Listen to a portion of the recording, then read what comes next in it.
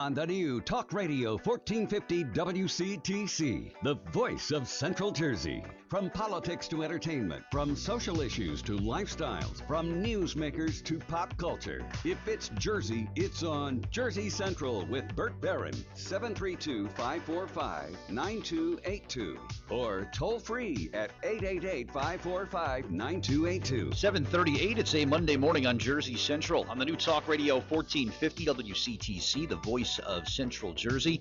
Closings, delays, the list can be found at our website at WCTCAM.com, so you can take a look at that there. We do have another contest coming up in the 8 o'clock hour, and some other special guests are going to join us a little bit later on this morning, too. Speaking of special guests, you see in a football game, whether it's one of the pros or a college, a player gets injured, and all of a sudden there's this team of trainers that run out, and they take care of them and then check out the injuries and see what's going on. I wonder why at the youth level we don't have the same level of attention. Maybe it's just my observation, but I don't know. Let's find out for sure.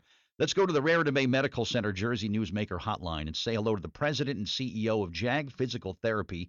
He is a big statewide advocate on mandating the use of certified athletic trainers at the youth sports level. And maybe I'm wrong. John Gallucci can give us some information on that. John, welcome to WCTC Radio, sir. How are you? I'm well. Good morning. How are you? I'm good. Surviving the snow. I'm doing okay. Yep.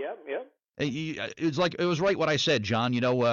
Peyton Manning or Tom Brady gets hurt, and there's a whole crew of people checking on them. But if you go to like a youth sport event sometimes, if you get one trainer or maybe one person there who can help out these young players with injuries, it shouldn't there be like the same level of attention at the youth sports level, don't you think?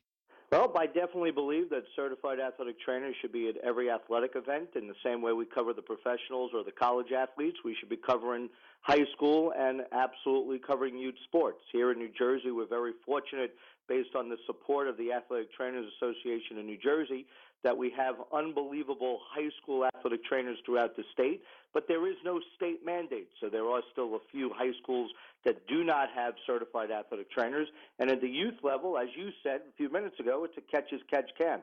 Some clubs have employed athletic trainers, some have not.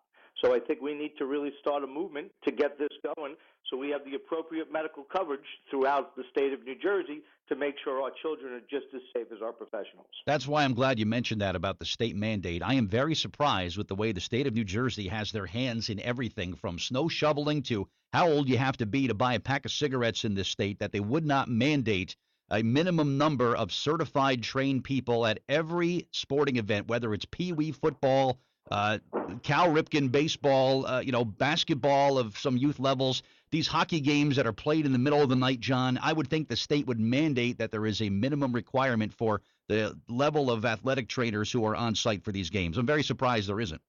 Well, as we've seen on the Governor Christie and also on the Governor Cody, they definitely have taken a look at youth sports in different realms, and that's how we've come out with legislature on different things on AEDs and steroid abuse and supplement abuse, and also the advocacy of cardiac screening, and of definitely, as we've seen nationally, the CDC coverage in New Jersey state's mandate in reference to concussion treatment and the return to play.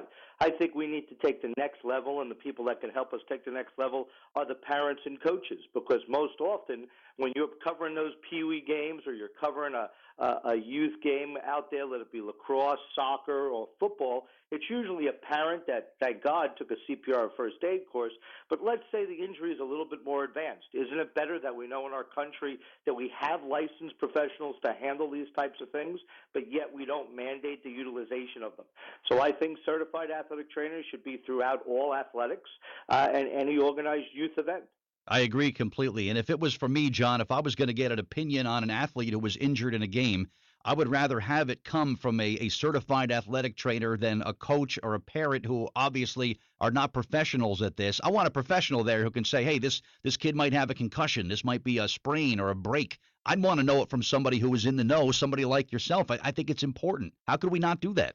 Well, the interesting thing is, as you just said, immediate care from a trained medical professional definitively helps the diagnostic process better, but also it helps the return to play process, the rehabilitation process, getting the athletes back on the field at a quicker rate. If there's a certified athletic trainer that's there daily, they can definitively be speaking to the coach in reference to possibly overtraining their athletes, in reference to the athlete that maybe the way they run deviated because they were in pain.